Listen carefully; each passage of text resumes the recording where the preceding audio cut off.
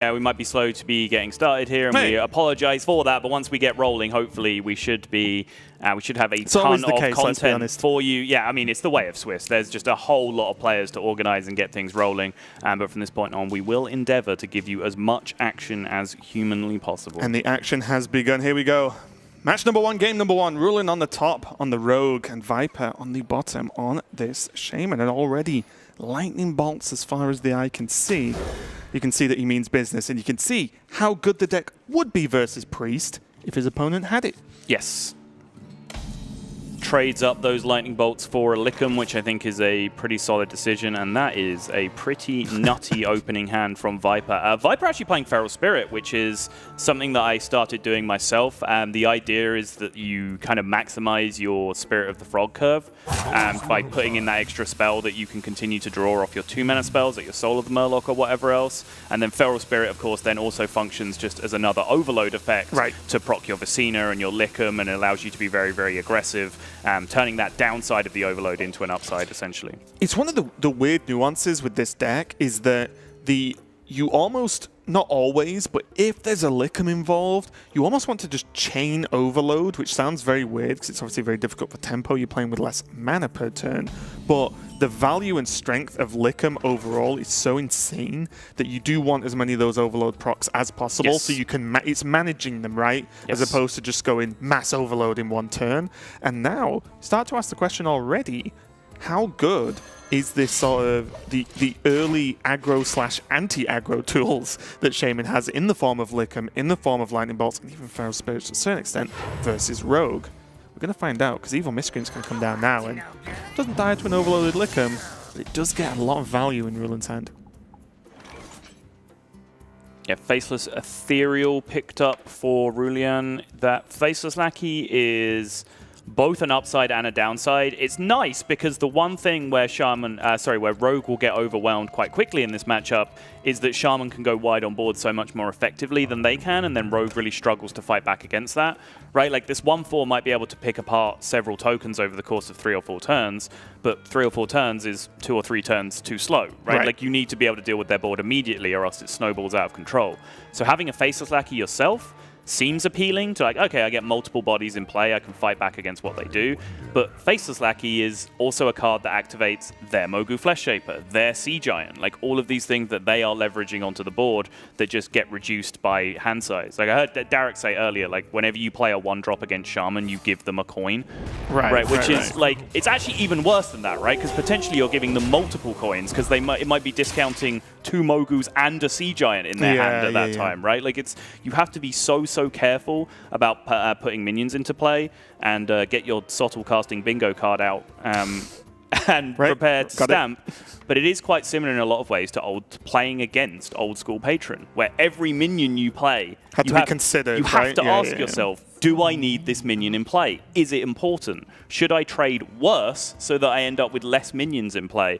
And that's honestly like the power of a deck in some way, that it can force your opponent to play badly just to stop you doing the broken things that you want to do. Yeah, and I'd argue actually that Ethereal Lackey probably ends up being better because it's still a 1-mana 1/1 that helps out Viper in some ways. Yeah. But it accesses some of these spells like Fan of Knives, Backstab, even Eviscerate, Shiv, just spells that like are the rogue tricks that can easily clean up minions without much effort. So although the Faceless Lackey looks, as you said, it's more minions, it's good to trade with, I think the Ethereal actually just takes it over the edge a little bit. Yep, completely agree. I would personally like to avoid Faceless Lackeys wherever possible. I think Rush Lackey is very, very powerful as well because, again, you can choose to manipulate that card as you like it. Like, you can just use it to play a minion and then immediately kill it by trading into something else that you play to keep that the board size nice and narrow against Shaman, which is generally should be your goal wherever possible.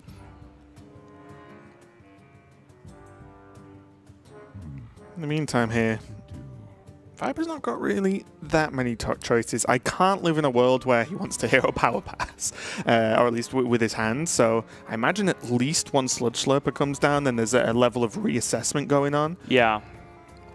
One Slurper, one Lackey is definitely a possibility. Like, I don't think Viper ever wants to play both of these just because of the way that the overload currently works out through the next few turns and how he wants to use these charges. He's going to go both. I guess Viper disagrees. Well, the problem here is that the Goblin Lackey makes nothing add up nicely. Like, if he lackied onto, say, the Sludge Slurper, it's still a double trade to kill it, kill off the. So it feels bad. Right. I think if it was a Kobold Lackey, we would have seen I think if it was a Kobold Lackey, if it was a Faceless Lackey, if it was an Yeah, Ethereal Lackey, I think we would have seen it over the second Sludge Slurper, just because, again, like, going into massive overload turns always feels bad. Like, he's down at 3 mana now, so he can't even, like, top deck Evolve next turn and just have a nutty turn with the Desert Hare that he has.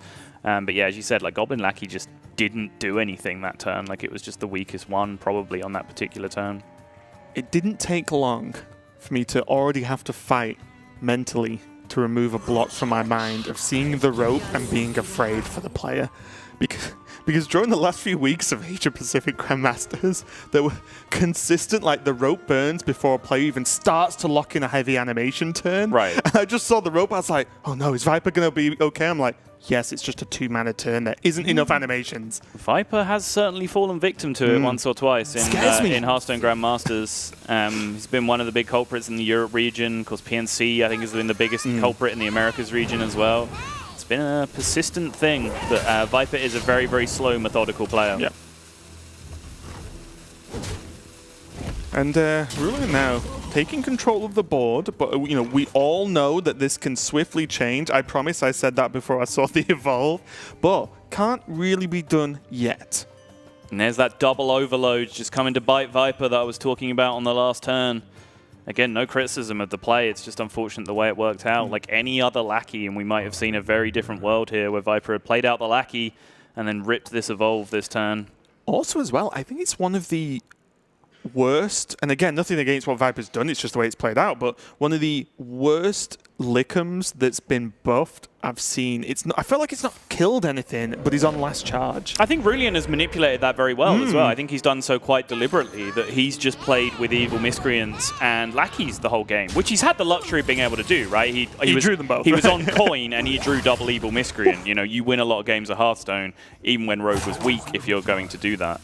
But he has played it out very smartly in where he said, well, I'm not going to play this 4-3 onto the board against this Lickum and just get it farmed, right? Like, just doesn't make any sense. It's sick as well because Lickum really is one of the power plays. Obviously, there's all the Evolve stuff in the deck, you know, at 100%. Yeah. But Lickum's like heavily impactful in a lot of games that are minion-based, and that impact's kind of just fizzled away. And it might actually lead to Roulian getting pretty ahead in this game. There goes a Waggle Pick as well drawn, which means against Rogue that runs Waggle Pick, you always might just be dead, which is something that Viper doesn't, with his deck, doesn't really have a good way to defend against, right? It's not really, the only way it's defensive against aggressive or burst damage is by already winning the game.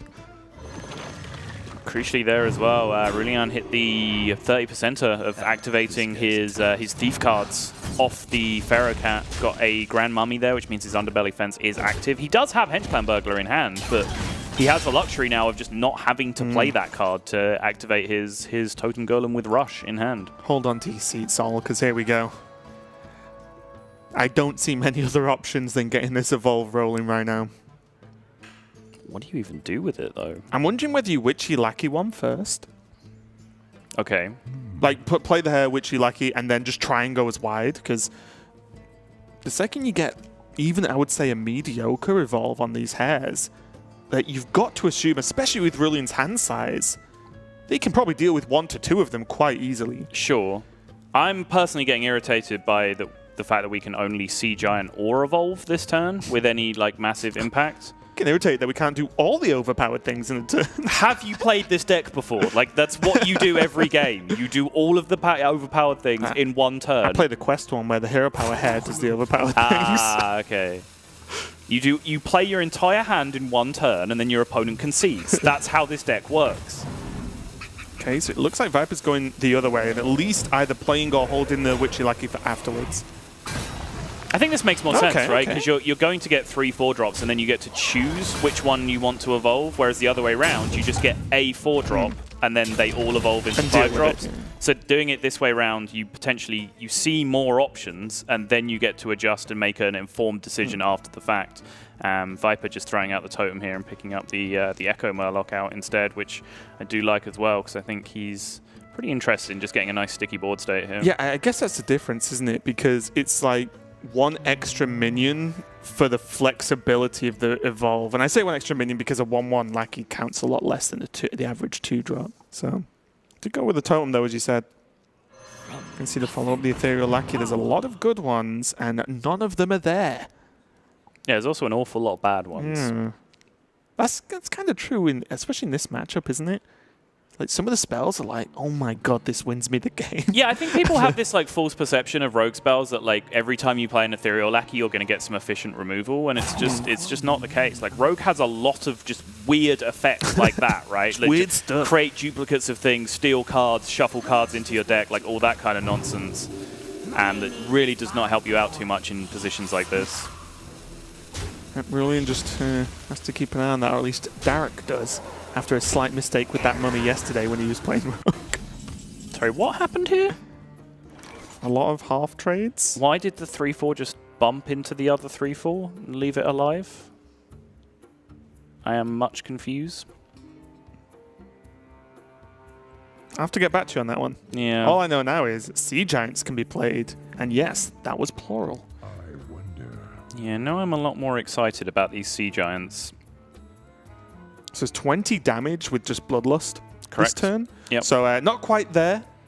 And the problem, again, unless your hand is very specific, you can't go, let's cash the damage now and I'll get him from hand later if I lose board. Right. You don't do it without exactly Lick'em Lightning Bolts. Yeah. You can't play for that. So I think we'll see Viper now go for just try and continue to dominate the board, especially because he can dump these 2 Sea Giants. Also, you miscounted quite badly. It's 26 damage this turn. You Bloodlust, deal the 20, and then evolve into Leroy. Not sure why you didn't quite see that line. I hate you. Hey, because for a second You were I was so paranoid! for a second Yes. then I was Got like, him.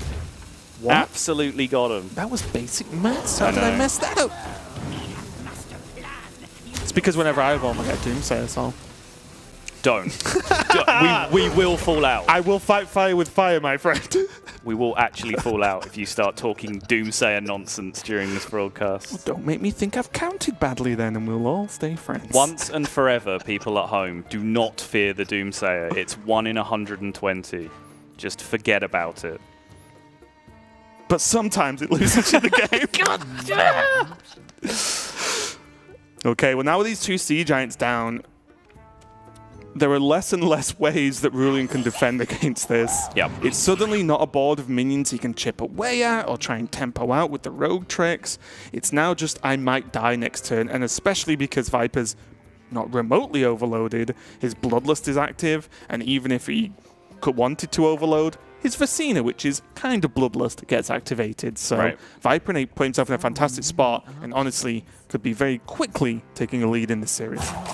Yeah, you can see the timing here as well, where Roulian said, well, I'm not really doing anything with the cards in my deck, so now seems like a good time to go fishing with the Hench Clan.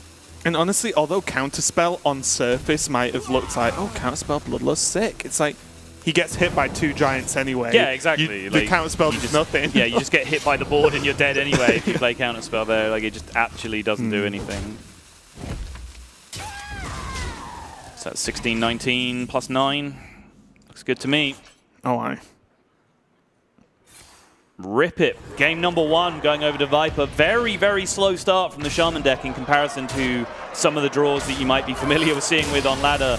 But you can see exactly what I was talking about. It wasn't quite 1 turn, but Viper played his entire hand over 2 turns, and his opponent exploded. It's very much the way of that deck, where they don't really have to do anything for multiple turns to lead up to that point. They can almost take early turns off and just play removal, be the control deck for the first 4 turns, and then you just have that 1 turn where you just play every card in your hand.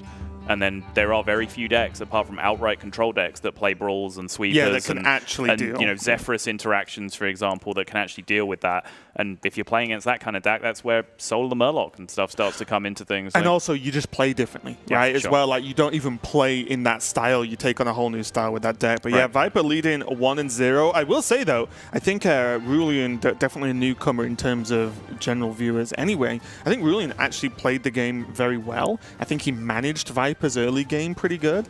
But it's just with the hairs into the evolves, not being able to clear them all off at that turn, going into double Sea Giant. Like, that's just insane. Yeah, there was that one turn with the trades that looked fishy yeah. to me that I didn't like. There might have been something going on there that I'm just not picking up on either, but it looked kind of weird the way he chose to trade that turn, and he looked like he kind of shook his head to himself afterwards as well. But honestly, at that point, like a lot of the double Sea Giants were the already snowball there, had begun, right? Like it was a very binary situation where the Desert Hare Evolve happened, and it was a simple question to Roulian to say, can you clear this or can't you? Because if you can't, I'm just going to snowball with these Sea Giants afterwards.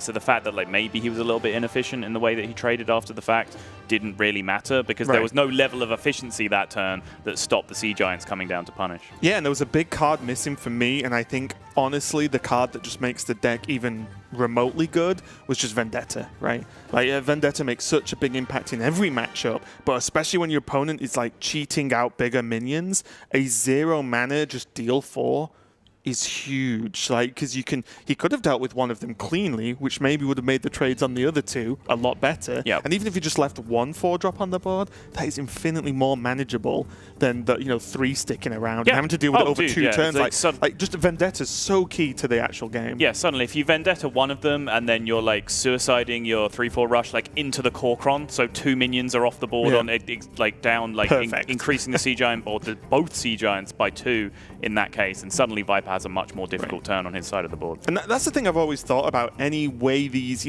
Burgle rogues over the time that Vendetta's been around is like the deck is only ever good because Vendetta exists. Like everything else you do is so like okay, I would say, just like not better than aggro rogue, but like the Vendetta just wins games, just even if it's quite subtle. But let's move on to game number 2. Roulian going to be on his rogue again, and Viper going to be on the priest. And this Sol is what I've heard is a good good matchup / not bad matchup for the rogue.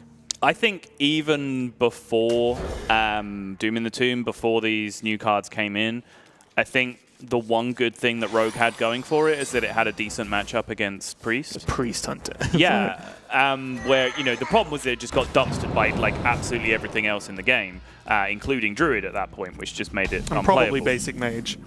Yeah, maybe. But, the efficiency of cards like Vendetta, of just being able to play a 3/4 rush early in the game, for example, even if like they were playing Quest Rogue, which was, a terrible deck for a long period of time, but if they can get that quest done early, just the efficiency of the dagger at that point is like a nightmare for Priest to deal with as well. Like, basically what I'm saying is that it's hard to stick a minion against Rogue, and that's just how Priest works. It's stick a minion 101. That's just what it's trying to do the entire time, essentially. And one thing that's been very interesting to me over the Priest dominance we've seen in Hearthstone is, some of the games just end very one-sided, but the mulligans are just forever to talk about as far as I'm concerned. Like, even now, Viper knows he's against a deck that is arguably more aggressive, but better, like tempo and board control than his.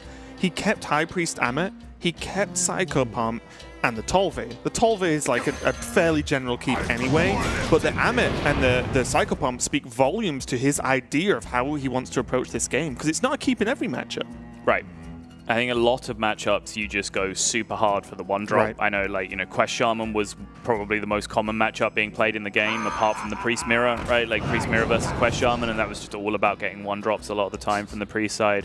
Whereas here, like, I love this curve that Viper's left himself with, right? Where he just has Injured Tolvir, then he has the option for just coin Psycho Pump, get the 2/6 back, or he can just go High Priest Armor. But already, like, look at the beating that Rogue is handing out to this. Like, even a 2/6 Reborn coming down here just gets very efficiently dealt with by this board that Roulian's built up. And there's a Shadow Step still in hand to be able to replay this Underbelly Fence again on a following turn. In terms of power on board, on this turn of the game, the Rogue is kind of like the Priest. Yes. Like they've got so much stats on board, and so early that you can see, again, the problem of the matchup. And I think the pressure's definitely on Viper now to work out how he even fights back here. Again, he could go coin Amit, and what that would achieve is there's a 50-50 chance that Psycho Pump would bring Amit back, because you would imagine Roulian's going to kill it off. And maybe that then, especially Amit then having the Reborn to be a bit more sturdy, if there's a Circle of Healing picked up, then maybe that's a good long-term plan, and that looks like what Viper's going to go for. But there was definitely some merit to saying Psycho Pump A Reborn, full health, Tolve. Let's go. Backstab is a extremely nice draw here. Just makes his turn a little bit more efficient in terms of being able to keep stuff hanging around on board. Can continue to develop behind it as well. Wonder if the Shadow Step does get used this turn, though. I think a part of me would just like getting Hench Clan Burglar on the board. It's high damage. You generate a new card that might change the strategy anyway. Well, I think that happens always. Like, that doesn't change whether or not you're Shadow Stepping, right? You can still do that either way. Oh, okay, sure. I was thinking of trading in the fence, but yeah. Yeah, I guess it's just better most of the time, isn't it?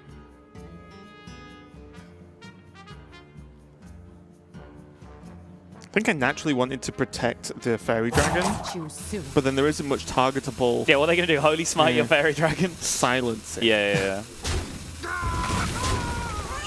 You can see, I think this is where the decision ends up, right? Yeah, no, like, you're right. It just comes down, it's just free. Like, it's literally free. Just 0 mana, save your Underbelly Fence from being dead. I'm going to play the Bone Wraith now, and I wonder if that was just a time. It's time sensitive. Right, yeah, okay, that's a good point. I think it's just ran out of time. Yeah, because I think I do definitely favour the Hench Clan Burglar in that position, personally. It's always better, right? Just for the extra power in play. I mean, I'm not going to say always better, but certainly... you changed, jeez. Oh, yeah. Someone had to be the tough one in the Raven Dark. You actually have opinions now? What happened here? I've got an opinion about you, Sol.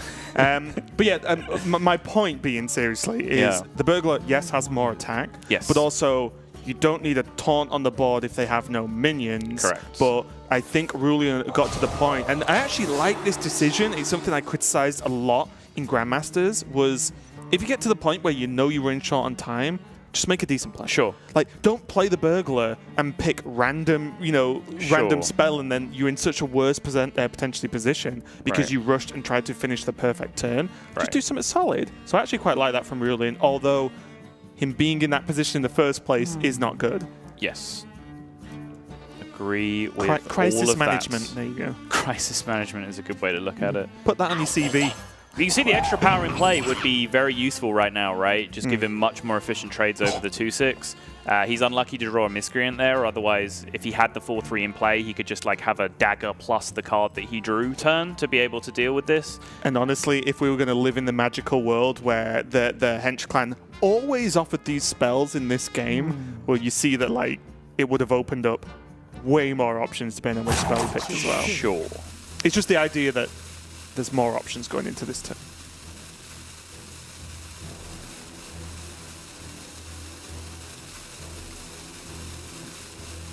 Bit of a rough turn. Wonder if he just passes.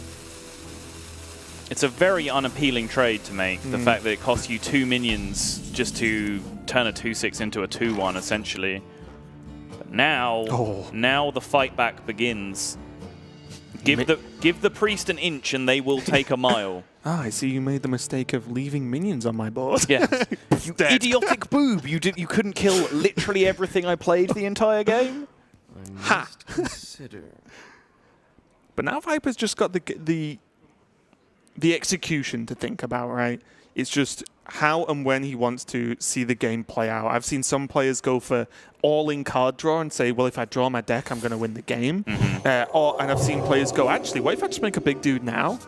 And they probably can't deal with it and push that way. There's definitely a few ways to go about it. Picking up a Cleric opens up a few more options now, though. It does. So now we can go Inner Fire, full trade over the Bone Wraith, value trades on both sides. Inner Fire on the 2/6, and then play the Cleric and heal up afterward as well. Is there any valuable topsy-turvy targets on the board? Not that I can see personally that really excite me. Because in a roundabout way, the Bone Wraith's lower health is negated by its higher attack. Yes. That actually kills your own minion. He's going to tempo instead of draw cards. Thought about it at least. I'm stressing Sol. Yep. He could have got Circle. I guess he wouldn't have played Circle if he... Oh, maybe he would. 2 draws. He may well have done, yeah. So that's only a 2/3 on the other side of the board as well, being that it's silenced. I think you'd take 0 mana draw 2 there. Now, what started off so well for Roulian, his hand is very wonky. Obviously, the cloning gallery was not the best air pull early on. No. But, like, nothing to really combo the Miscreant with. Do you ever cleave into Miscreant? Or do you ever Miscreant into cleave? Or do you just look at swipe? Because there is a 1 health Psycho I think this is your swipe turn, yeah. And now that I look at it, I can start to see the reasoning of why Viper was thinking about diverting to the Light Warden at the end there instead of the Northshire Cleric. And I think that actually makes sense. I imagine he probably just ran out of time to think about it. Because if you just look over at the minions on the other side of the board, right, like any card that gets drawn here that deals with that 6/4, so that's any of the options that are in the Rogue decks, that's Eviscerate, Sap, Vendetta, any of those options, plus any of the 4/3, any of the options from the 4/3 coming out, so just any spell in the game that deals with it, essentially. And then that Cleric is just there getting value traded by just a minion of Roulian's choosing at that point, whereas Light Warden was a lot more competitive. So I think, you know, maybe that was a tougher turn than I was giving it credit for, and like obviously I'm perfectly willing to jump on the rip on the player that roped train with you, Raven, because I've been doing it myself for many weeks in Grandmasters. But you know, Hearthstone's hard. Sometimes there's a lot of things to think about. Oh, I couldn't agree more. The only reason I don't rope is because I just make bad plays quicker. Yeah. Still, this is, I would say, so there's always a chance with Priest, right? As long as you're not actually dead, there's always one good draw you can get that pushes you forward in the game or propels you forward in the game, maybe. But I feel like right now for Viper, without a Pyro, for example, to get this Acolyte of Pain cooking, this is its last stand in this game. And although, you know, yes, Roulian's hand is not mind-blowing, this pickup of the Blink Fox into anything, because it just allows him to play Miscreant, is pretty huge here. Right. Oh, up to no good. Me too. Evolve, never too bad coming from a Miscreant, because worst case, evolving a Miscreant is pretty good. But nothing mind-blowing either. No. He has to kill this Tolvir off, right? Isn't this like one of the few ways he just randomly loses sometimes? Oh, yeah, you always take these trades. I think all he's considering this turn is like, how many of these lackeys do I want to play this turn, with the answer being 0 or 1? Because like with Edwin Van Cleef in hand, right, like there is justification to just use those lackeys to add +2/+2 to your Edwin next turn. But I think a 4/1 into a 5-drop is usually a pretty attractive prospect. But, you know, the lackey that gives your minion taunt is also supposed to give it +2 health. So it kind of failed on that turn. Oh, and there's a circle. Not going to do too much here. And honestly, outside of a Pyro, yes, that evolve wasn't great. But again, the high attack value of the minion kind of does the job, even though it's 1 health. Sure. Must consider. I mean, yeah, giving it taunt was actually, I guess, reasonable right. in that position. Sure. Look at this. But I mean, the average 5-drop is just under a 4/5 anyway, so like that could have just been a 4/5, you know? Yeah, like, yeah. It's pretty awful. At least it wasn't a 1/1. That couldn't have happened. So now there's another 1-drop picked up, Roulian getting that Pharaoh Cat. It's Cleafy Boy time. I was just thinking it's Restless Mummy time. It's the only card that ever comes from that minion. Oh. Okay. Slight smile there from Roulian. Don't blame him. I'd also give a smug little grin if I just ripped a Millhouse. Oh! Okay. Couple turns away, but it's not like Priest can deal with that guy. so It's not like Priest can really deal with the board that he's got now, That's Raven. true. Like, it doesn't really matter. The frustration here, even though Roulian's in a fantastic spot, is he cannot kill this Acolyte cleanly. Sure.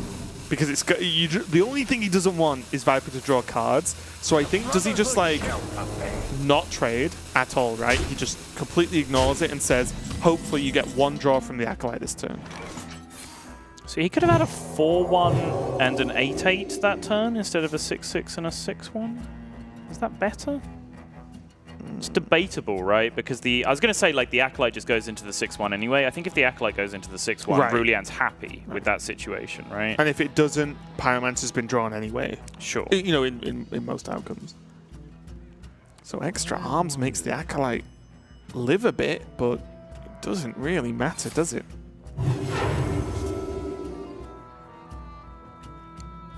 He's going to continue to try and look for the pyro here. Oh! Oh, well played. All right, that was a very wow. nicely identified out at the very least from Viper, because now he has pyro topsy. That's exactly what that trade set up for. A very, very specific out from his deck. He goes into the 4/4 to look for the Pyromancer. And suddenly, out of nowhere, Viper is playing Hearthstone this game again, and he was not up until this point. I knew Colossus of the Moon would be impactful on this game. It's incredible, but that's what I mean, right? Like, Priest is never truly out until their portrait explodes. Yep. It is so crazy that any one particular draw doesn't just keep them alive, it could win them the game. Viper's just going to trick down as much as possible, get this Nephroset down, and also, very importantly, make this Acolyte not die to this Van Cleef in one hit. So that's, again, roughly minimum 2 card draws from Viper if he doesn't die. Waggle pick, Colossus of the Moon, of course, famous synergy in Rogue, going all the way back. That's what Pharaoh Cat's there for. Yes.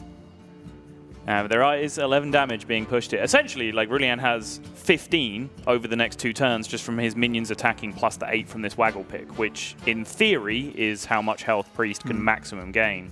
The problem is, of course, injured Tolvir coming down on the other side, which can suddenly start to race you and put a clock on you himself.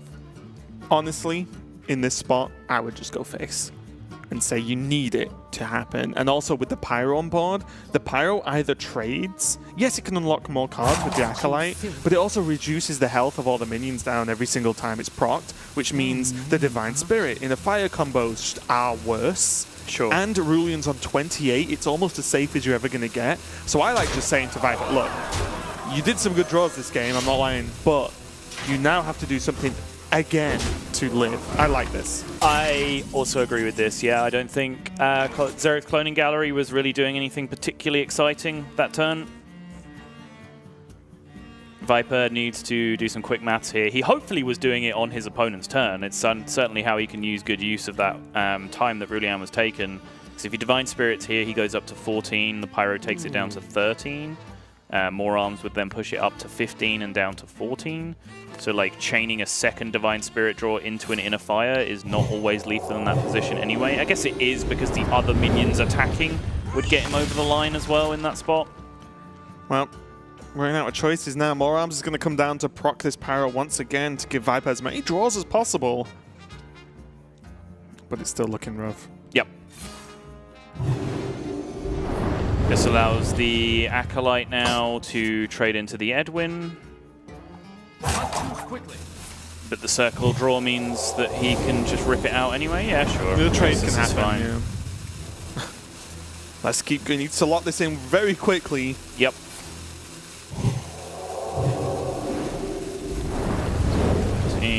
Can't draw Psycho Pomp anymore for the revive. Does now just keep cycling with the Pyromancer though. This is likely his last draw. Yeah, and he is just cooked to that Waggle pick. Game number 2 going over to Roulian. I think good recognition of the spot there just to go face towards the end. Xerath's Cloning Gallery was going to be very unexciting for him, right? Like, it was just going to be a bunch of... Literally, we're just 1-1s. Yeah, just vanilla 1-1s in that position. I don't even know how many minions he had left to be able to get the full board at that point anyway, because it is quite a spell-heavy deck. But I think, you know, I said it at the start, I think that Rogue deck can be very, very effective against Priest. I think it's the one thing that it has had going for it, even when it wasn't being played, because it just didn't really seem to have another good matchup in the game. It was, weirdly and unfortunately, like a very effective deck against Priest, which was terrorizing every other class at the time. Yeah, no, everything is just 1-1 now. Very close game there, because Priest still just had a chance there with Viper at the very end. But it is 1-1. Just a reminder, this is best of 5, so plenty more Hearthstone to go. We're going to go to a quick break while we sort out the next game. We'll be right back.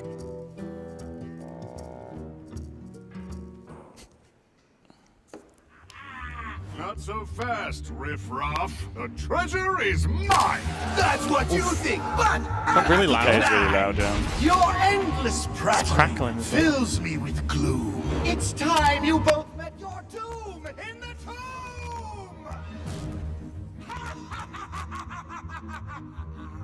Now I'll unleash these powers most wild. Old terrors return, no longer exiled. No! No rhymes can bring me grief. Not I, the world's greatest thief. Onwards for glory, and things to exploring? You are too late, dear heroes. The horseman is here. It's Hallow's End, and the dark night draws near. This horseman seems so medieval. I'll have to show him true evil. You cannot win with a plan so feeble. The explorers won't let you. We will... Oh. The night is still young, so let us proceed. You'll be no match for my trusty death steeds. Round and round your minions will spin. Don't lose your head, and you just might win! On Hallow's End, great powers are mine. In the arena, 2 classes now combine. You'll need more than that to defeat us this night. So pick your bundle and prepare for a fight! Cast the hex! Defeat with a flags! If that's not enough, then play another round! Quests earn rewards and challenges abound! Once the sun rises, my terrible night is done. Good luck, heroes. I hope you have fun. Did he call me a hero? I think he said 0. Oh, yes!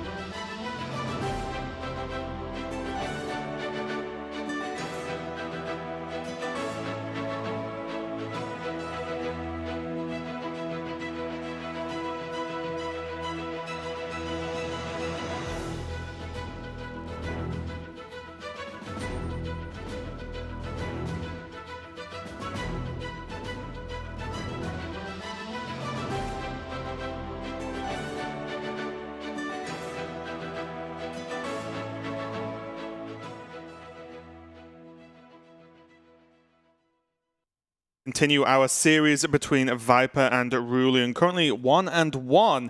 Everything looking pretty close, especially when you come off the back of that last game, which was just the Rogue versus Priest. And obviously the Rogue ended up taking it for Roulian there, but Viper still had a chance, which I think just continues to display the overall power level of Priest right now. And also the overall skill of Viper, because he had to set up a very weird situation there where it was just like taking a weird looking trade into a 4-4 just to set up for a Pyromancer draw, because he recognized that was his out in that situation.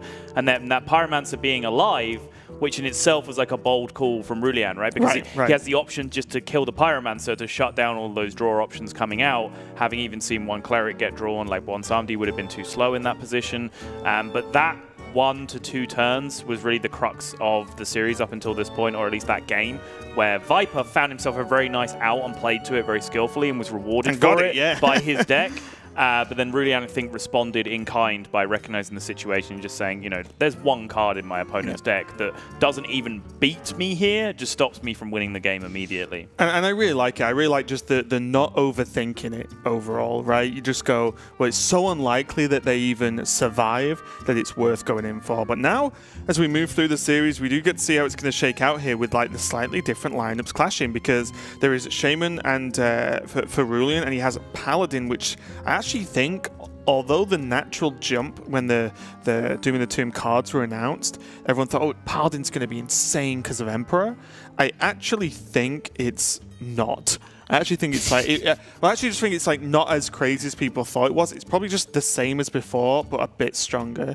Because although you can do more things with Emperor, Emperor's also a very slow and dead turn a lot of the time. Yeah. Like a 6-mana 5/5 pass. Yeah. Against any aggro deck, you almost can't afford to do that as Paladin. And then the problem is, that's just another card in your hand you can't spend, which is the issue Paladin has in general. Yeah, I will say it's coming into the deck to replace a card that I always felt was kind of mediocre in Thekal that just really I liked it. Didn't have that big of an effect. So here's the thing. If you look at the statistics of the card, they're insane. But like, if you ask me to tell you like what that card ever did in any matchup, apart from like being a spider tank sometimes, like I couldn't tell you. Yeah, I don't care about the health thing. I just want spider tank against aggro.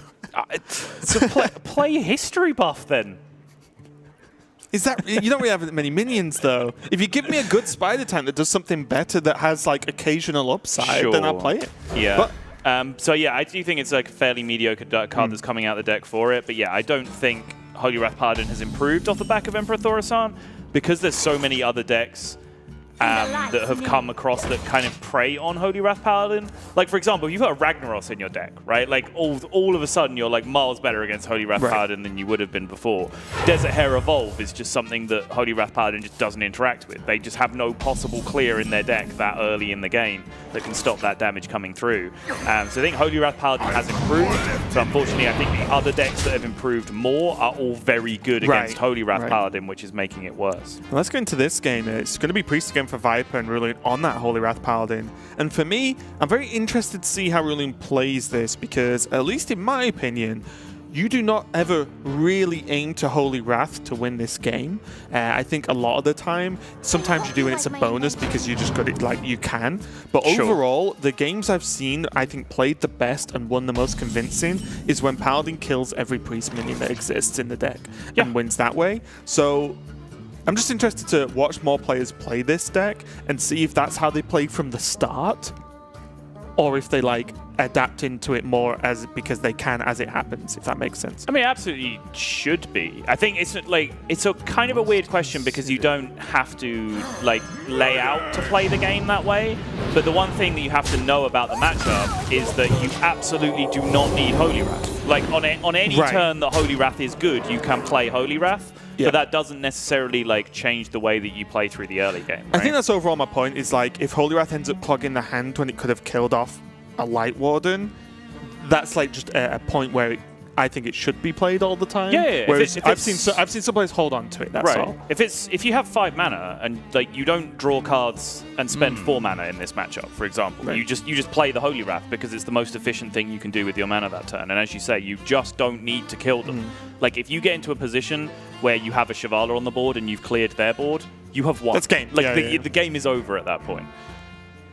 Well, already though, Viper's making some pretty nice strides on the board here with the Tolvir, the Light Warden that's representing already quite a lot of damage, and the full health Blade Master. It means that Roulian's kind of slowed down a little bit. He has to think about how he deals with this board pretty quickly, and nothing looks that good. Turn 3. Turn 3, by the way. 2, 6, 5, 2, 4, 7. I was like, okay, so what about Shrink Ray or, you know, any kind of clear with Pyro? Oh, wait, it's turn 3. They can't do any of this. We've led a very sheltered life this last week, Raven. You play some ladder, you're having fun, you're playing some bunnies and turning them into 4-drops. You queue into a Priest and it turns out they've just got a freaking N'Zoth in their deck. You're having a good time. No, this is the real Priest deck. Do not forget about it because it is here to stay. Requiring no help from event cards. Nope. Just going to keep on trucking. What are you going to do? Play a Vol'jin in your deck or something? Yeah, just to spice things up a little bit. I don't know. Just steal all your Armet's health on curve. Turn 4 Armet, turn 5 Vol'jin. Or just play it on an empty board and be like, good topsy target. Yep, yeah, very true. 5 mana injured Tolvir.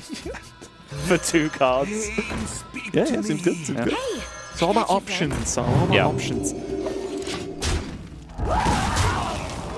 So already, Viper just playing beatdown more than anything else, mainly because he's not got the option to do much else right now. Yeah. But right now, Roulian has to just make one of those big decisions you run into in the matchup. Is it just already an equality turn? You just play it, trade a minion away and say, okay, I'm still going to get hit a little bit because the Blade Master lives, but all the minions being on 1 health, it's very difficult for Viper to like progress the game that well from that point, especially when Viper has 1 card. I don't see anything more appealing this turn than Equality. I think the other option is Timeout, which is very scary. Or if he's feeling brave, Acolyte, because it kind of like forces a Blade Master trade, No, maybe. I'm saying like that's a stretch, don't get me wrong. Yeah, I think that play is illegal this turn. Okay. I like this though. Alright, now most of the time you're only getting hit into 6 this turn, which is fine. Yeah. Yeah. Most importantly, you have the Consecration next turn, right, for a big clear. And I think That's it, yeah. I think Viper knows that. He's happy to just throw out this Psycho Pomp into it and preserve the injured Tolvir on board on the following turn.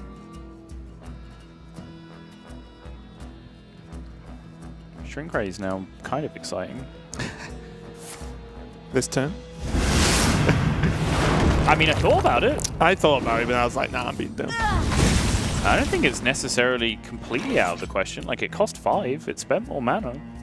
That's true, but the second there's any refill, you cry a little bit. Sure. Because, like, yes, the Tolvir being on 4 health, you could lose because of that, but you could also lose if you Shrink Ray. Well, one, you take the damage again, which on his health is a lot of damage, and then the Consecrate... Well, it's only 6 or 5, however big the board was, It was right? 8 with the Tolvir, right? So it's already 6. There's a Blade Master and 2-1. You're playing Shrink Ray. Oh, sorry, yeah. I was thinking of just Equality again. Look, are you match familiar one, give with me the a break. card Shrink Ray? No. Okay, good. Yes, you're right. But my overall point being that because the Tolvir doesn't straight up die because of Reborn, Yes. there's going to be a minion left after the clear to push yeah. X extra damage. Yeah, I think that's fair. Which I is think a you little do bit have spicy. to consecrate that turn, but I did want to think about the Shrink Ray. And also, like, the number one reason why I would think about Shrink Ray there is so that I could go Shrink Ray on 5 and then consecrate 2-drop on 6. But his 2-drop is a Baleful Banker, which, like, it's not it's not a Novice, it's not Crystal Smith Kangor. Yeah, those 2 cards. Speaking of which. Yeah, it's not something that you actually want to proactively spend 2 mana on in the matchup. So I think if there were a 2-drop alongside that, then maybe I would have thought about it even more. But yeah, I think just consecrating there and floating the 1 was perfectly reasonable. Oh, so now are you surprised Roulian didn't play Shrink Ray now? Because although it's only 2 minions, it's knocking like a good chunk of power off the board. And also, any spell means the Pyro like wipes stuff. No, I agreed with this timeout Okay. turn. This makes sense to me. I mean, now with the Flash of Light, obviously, it looks a lot nicer. Yes. And I think, like, to me, as weird as this sounds, the way this matchup is going is the way where Paladins win more often than not. To me, like, these aggressive draws where the Priest, like, hammers through, like, 20+ damage by playing out their whole hand, sure, they look exciting, but usually the Paladin will stabilize into positions like this. For me, the much scarier games is where the Priest just draws their whole deck and just kind of sits there with like a thing in play every turn. They just manipulate every turn, it's just like, oh, I have a 1/5 and a 1/3 in play. Like, are you going to kill this stuff? Because if you don't, You might be dead. I see these 10 cards in my hand, Yeah. like, you are dead. It's the most horrible feeling to play against Priest when it's like that. So for me, these like super aggro draws that you can get as Priest are the ones that Paladin is actually slightly better equipped to deal with. Whereas the Norshire Cleric, Acolyte of Pain, super draw-heavy hands are a lot scarier because you really just have to... There has to be a turn where you just shut your eyes and like, all right, I don't believe you. Like, you're not going to kill me this turn. And the thing to note as well is like Roulian's hand is kind of rough in the sense that double Holy Wraths this early in the game has clogged up so much of what he can do in any given turn. Right. Because he's not drawn loads of the cheap stuff you just sort of spam out to just really cycle through the deck heavily, although he has drawn pretty quickly. Mm-hmm. And now, is he going to be Flash of Light into Shrink Ray now? Okay. I wondered whether he was going to just cash in the Crystal Smith that turn. I considered Holy Wrath on the 3/2 plus Crystal Smith and Holy Wrath on the 3/2 plus Flash of Light. The Crystal Smith is very scary because I believe you're just dead to 3 cards in that position, and you're looking at 2 quite dead cards in those 2 Divine Spirits that Viper's been holding on to for a long time. So Roulian might be thinking that those are combo pieces, so leaving yourself dead quite that easily is a little bit terrifying. But the Holy Wrath plus Flash of Light play certainly interested me, especially since he broke up the Crystal Smith Kangor Flash of Light combination anyway. Yeah, it's tough how you even value health gain in this matchup, isn't it? Because Right. health does and doesn't matter at the same time. It's very strange. What I will say now is, say, Holy Wrath with Kangor and a Shivala is one heck of a turn. And even if it's like technically Hearthstone 101 bad, you trade in a Shivala 7/5 into a 1/1 with Reborn, you heal for 14. It's insane.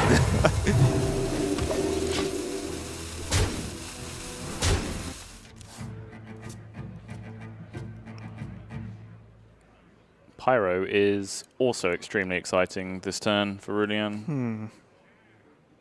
Holy Wrath, the Blade Master. Or would you go for Hammer of Wrath, maybe?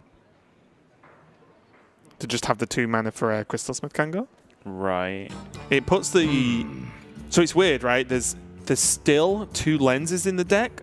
So you could Holy Wrath for 4. The Pyro obviously deals the 1, kills the Blade Master, leaves a 1/1 Tol'vir on the board. Yeah. But the Hammer of Wrath is like guaranteed, puts it to 1, and you can play the Kangor to heal for more. Yeah. So it's... You're not I'm going. torn. You're not going to play a second spell alongside it, right? Unless you draw exactly second Flash of Light. And Crystology. Sure. Because he has 1 left, right? Okay. But it's tough. I think if Shivala's coming down, Kangor comes down. So I like this.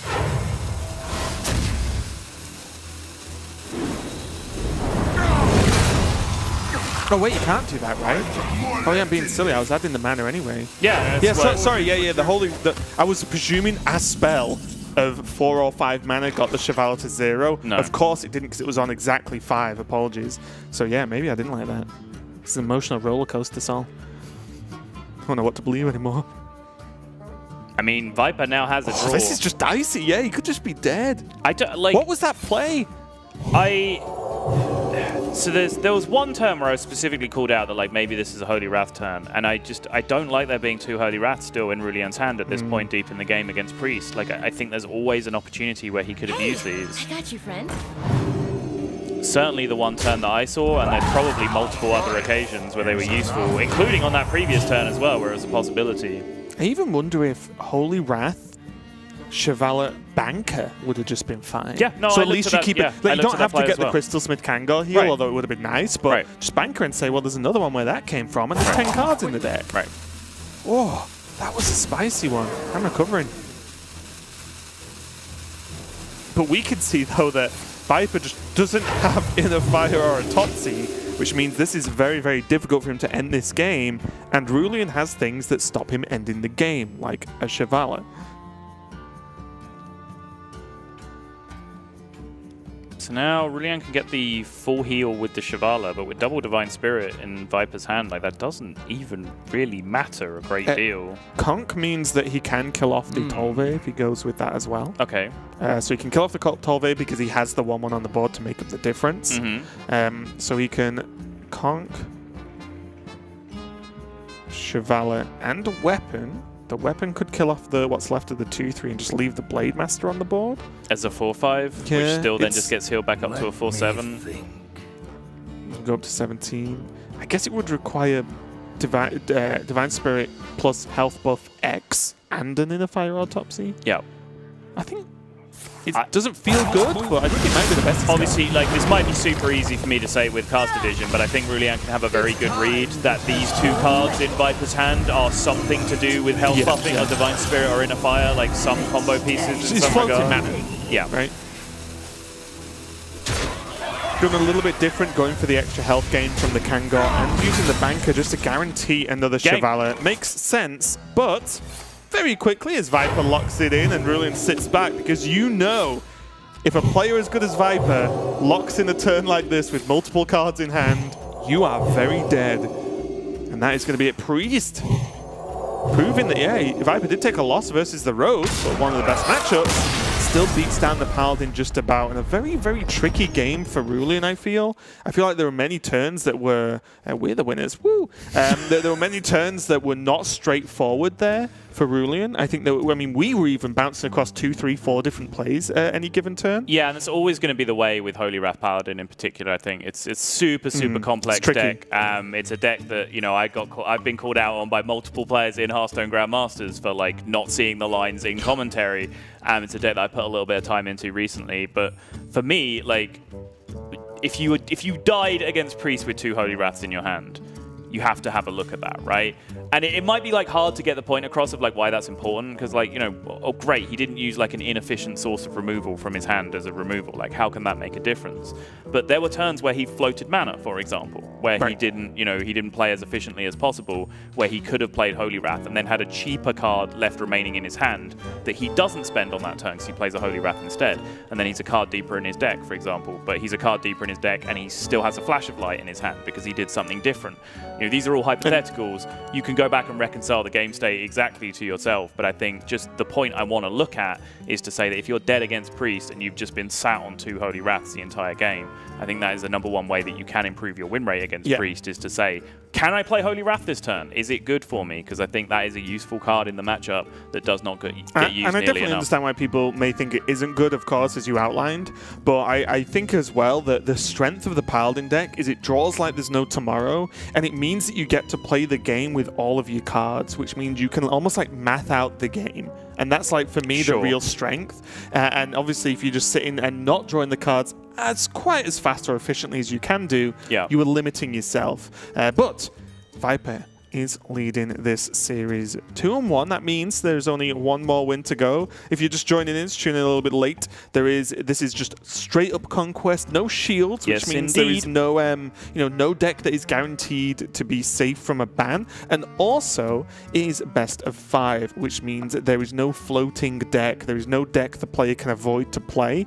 You have to win with the 3 decks you have left after your opponent has banned whatever they want from your lineup. Which means where we are now in the series is that Viper just has his rogue left to win with, and this is the questing adventurer rogue that he is playing. Very hard to get that right these days. He's playing the questing adventurer rogue that we've been seeing terrorize ladder quite recently. Multiple players hitting high legend with it. No surprise to see Viper like get back on the train as soon as he saw like there's a slightly Miracle Rogue-ish deck that's kind of being successful. Rogue can be played? It doesn't draw any cards, but it does have a questing adventurer in it. Yeah, Viper's straight back on that train. You can see preparation in his deck as well, which is not even a given. What a throwback. Yep. I will say as well, right now, and maybe I'm influenced by the decks I've been playing more of myself, but I feel like Questing Adventure just doesn't have that many answers at the moment. Nope. Like, it's actually, as long as it's pulled off, like the initial turn is okay, there's no real good answers that just insta-kill a minion. You know, I joked about Naturalize earlier on, but it's just the decks that people are playing right now. There's nothing good, and especially, you know, as we mentioned, in a, I would argue, at least a semi-Druid meta, Druid just dies to a Quest Adventure. And there are many decks that function like that. And even Holy Wrath Paladin, yes, there's cards like Subdue, there's Shrink Ray, there's Equality to help out.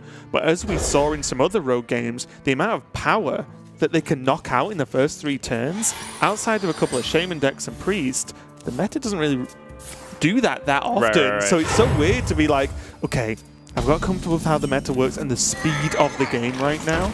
And then, boom. Nope. Wrapped Golem, the neutral. I hope you like my invention. Pretty big deal there for him just to Viper, essentially just to get the extra stats on his Totem Golem going into the next turn, even if having Rush wasn't important. Obviously, he wants as much pressure as he can get as quickly as possible. But now the Swashbuckler pickup has fixed that for him if need be. Same with Blink Fox if he wants to go down that line. Actually, this is... now that I'm actually looking at it, this turn is hard. Sol dives down the rabbit hole. I think Dagger is legitimate. I think Swashbuckler, Coin, Totem Golem is legitimate. I think Coin Blink Fox is legitimate. I'm going to throw a spicy meatball your way. Go on. Coin questing adventure. Let's questing go. pass. Yeah. There's no answer, right? You are, I think, actually. No, it's subdue Elven Archer. No, okay, yeah. You're absolutely right. You're absolutely right. I did not even look at that. That's absolutely the play. I'm actually mad at myself because it's like the one thing that you should know about Paladin, right, is that they can't actually kill any minions in the early game. Anything. I don't know why I missed that, but you are absolutely right. Coin questing was the play for sure. My training in the mountains these past months paid off. Yeah. Sat next to Derek the Rogue God earlier. Derek the Rogue Brown. What's his go-to name? Derek hasn't played Rogue for a long time, and I'm not even going to embarrass him about some of the stuff that went on yesterday when we were playing some Rogue, but jeez! That guy used to be good at Rogue, I swear. Well, there's going to be a clean trade from this fence now, which means that this Acolyte did the minimum requirement on his job application of drawing 1 card, and this quested adventurer now laughs at the True Silver Champion. 4 damage. Yeah, I think that was the big kick. As soon as you said coin questing, and I was like, damn it, he's right. And I'm going to have to admit that. I started to like go, well, okay, so here's the important thing.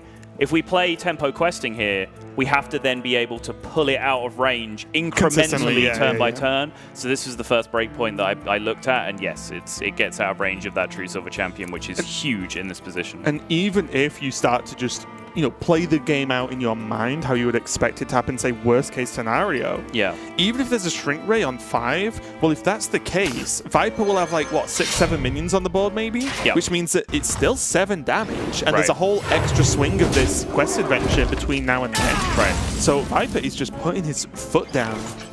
And even now, the Annoy module's got to look appealing just because this weapon exists. Consecrate, Swing of the True Silver, still looks a little bit dicey if you play 1 minion. And you can only play 1 minion this turn. Yes. And crucially, even though this deactivates Underbelly Fence number 2, he has Blink Fox again on the following turn to curve out following this. So you can go Blink Fox Underbelly and still get full value. So I think Annoy module here covers all the bases against removal, like you said, and there's no real downside for his hand currently. And this, for me, has to be a quality into Elven Archer.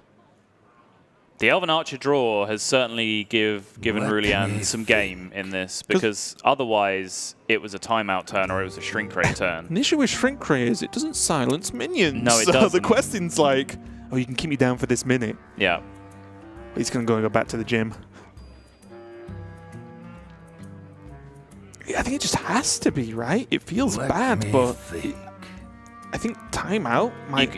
You can go novice timeout, and then like you have a couple of draws for a pyromancer off the top. Is it be able that to have much better? That was my question. Quite a lot better when you're at 15. Clearing an entire board as opposed to taking 4 more damage and being at 11 is quite a lot better, I would argue. Yes. I guess because remember, like this way, you also just don't have an equality in your hand anymore. So like this board that Viper develops this turn suddenly costs you your shrink ray anyway, or it costs you your timeout anyway. So I think that argument is legitimate. I do agree with this play. I think this is the line, but I think timeout novice definitely needed thinking about that turn. I think for me, what really pushed it was the rest of the board is so much weaker. Sol became easily amused as a timeout is appeared on the Viper's side, so we can kind of mess around with that a little bit later. That card's sick against Holy Wrath Paladin. Like, do you think it's going to come to it, though? Just let a man dream, all right?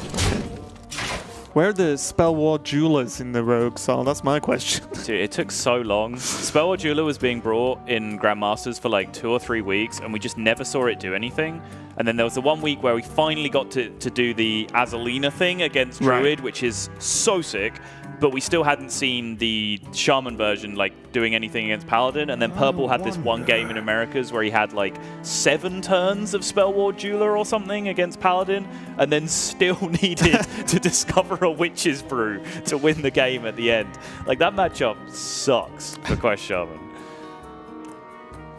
In the meantime, though, Roulian's got to think of how he needs to plan out these next few turns. Because even now, he could just be dead. The Zephyrus isn't active quite yet. And there's still 16 cards left. Although, don't get me wrong, I've seen some early Zephyrus in my years. Even though it's not been our years. Of just almost halfway through the deck. Oh, yeah, it's active. As the opponent, you cannot even...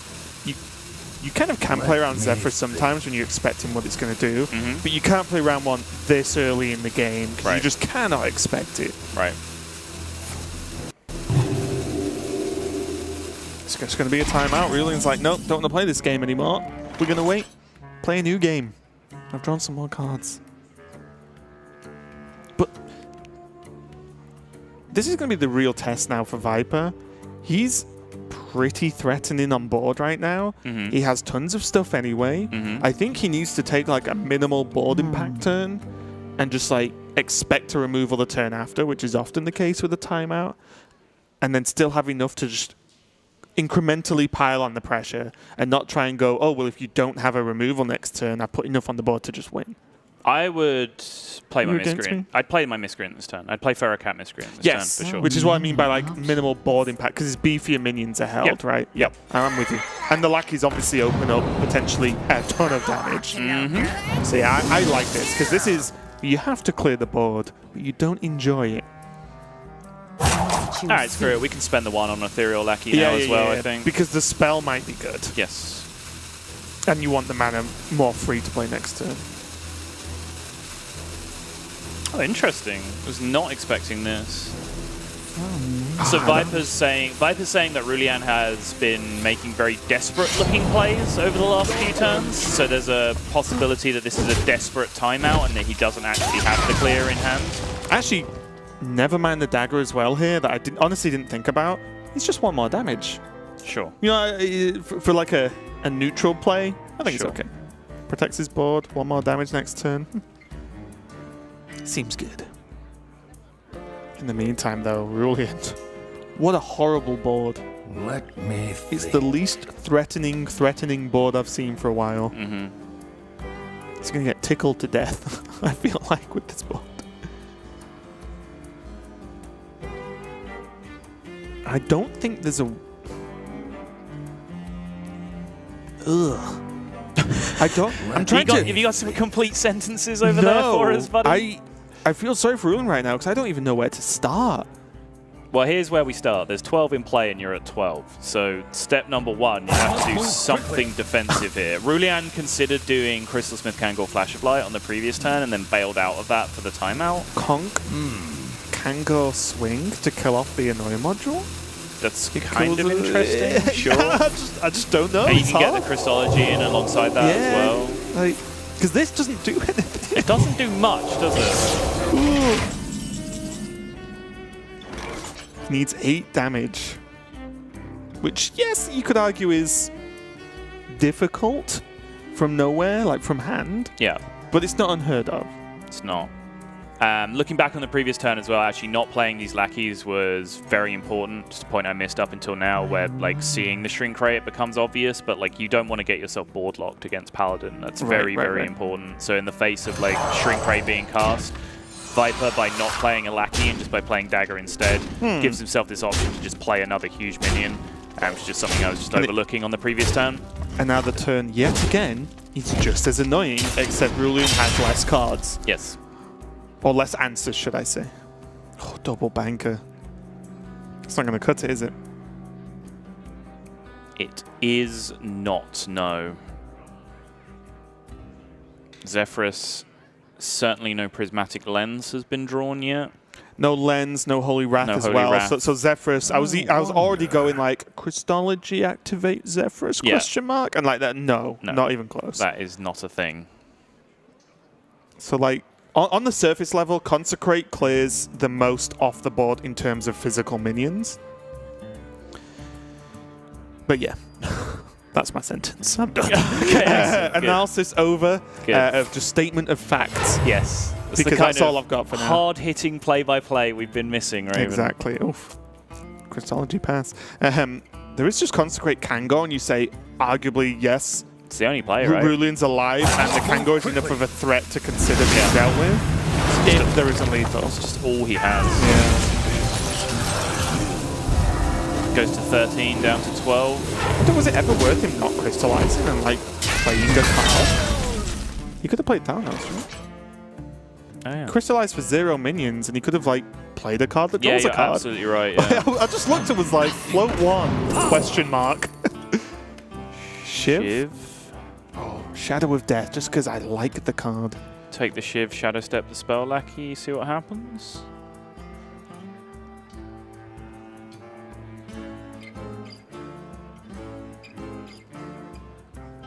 You shift first. I mean, yeah, you have Eviscerates in your deck, right? So there's no reason not to. Guess 18 more likely than Spell Lackey getting you something. But the Spell Lackey, anything you want isn't expensive, right? Yeah, that's why I'm just checking I'm whether trying to, there's like an expensive spell that you want to pick up. I mean, Cannon Barrage, is that ever relevant? no, he's not got a Swashbuckler, right? Choose soon. Headcrack Shiv is now 9, 10, 11, one off, I believe. Just take it, right? Huh? Oh, okay. Okay, this deals with Kangor in a clean way. Fair enough. Sure. So otherwise, otherwise he was sapping the Kangor, right, which he doesn't want to be doing in this spot. Okay, so Viper has not obviously gained lethal this turn, but what he has focused on is 1, getting rid of the Kangor, and 2, making a awful board for Roulian to deal with, outside of which I think is almost like a timeout and then draw 12 cards requirement for Roulian to win this game. Because what does he do? He can't do all the things he would need to do to actually win. He could survive but not draw. He could draw but not survive. He could heal but not progress his turn. So he can't tick more than one box with this play. And that's going to be the concede there. Roulian takes the loss. And Viper kicks off Masters Tour Bucharest with a win in round number 1, going 3-1. Some nice, solid play, some kind of some weird lines, but overall, I just liked the way he approached that game, and I loved the quest and adventure early on. It was just so impactful. Yeah, I think calling it out, obviously, as well, is just so powerful against Paladin. It's something that's easy to forget that, you know, before, like, there's been a while where, like, there was a Rallying Blade in the metagame. There was a Cog Hammer in the metagame. When those weapons haven't existed... Quality was 2 mana. Yeah, sure. But even then, it doesn't kill it, right? Like, right, they need a card to go along it's a with it. possibility with a hero power. But, like, as long as those weapons haven't been hanging around the metagame, like, Kill Paladin 101 was just, like, you coin your Knife Juggler. You coin, like, whatever your, like, aggressive minion is, you just throw it out there because they can't deal with it. So I think recognizing that spot with the Questing Adventurer was very key. Also want to say, like, well done for not taking the bait at the end there, because he had something like a 6% evolve out in that situation to hit, like, I think slightly more than that now with Ragnaros in the pool as well, like upwards of 7% probably, where you can hit either charge minion, like the deal. Yeah, the Alakir or the Gromash, or hit Ragnaros for lethal at the end. But the evolve would probably be in a bait there, because what you do is you lose your reborn. So you open yourself which is up key, to, right? Yeah, like, you open yourself up to then a clear out from the opponent. So I think the way Viper navigated a turn there, where he probably had, you know, upwards of like 1,000 different ways to play that turn, with like Shadow Step targets, evolve targets, options, the card that he draw, what order do you draw the card in, do you sap the thing, do you kill the thing, do you send all your damage face? Like, there was a million different ways to like try and add an extra 9 to your 99.99% win rate in that situation. But I think Viper found a really, really nice way of doing it. Yeah, I think we saw some very measured play there from Viper as he does take his round 1 match. But as a reminder, this is Swiss, so there's tons of matches going on. We are going to go to a quick break while we prepare some more round 1 matches for you guys to check out. We'll be right back.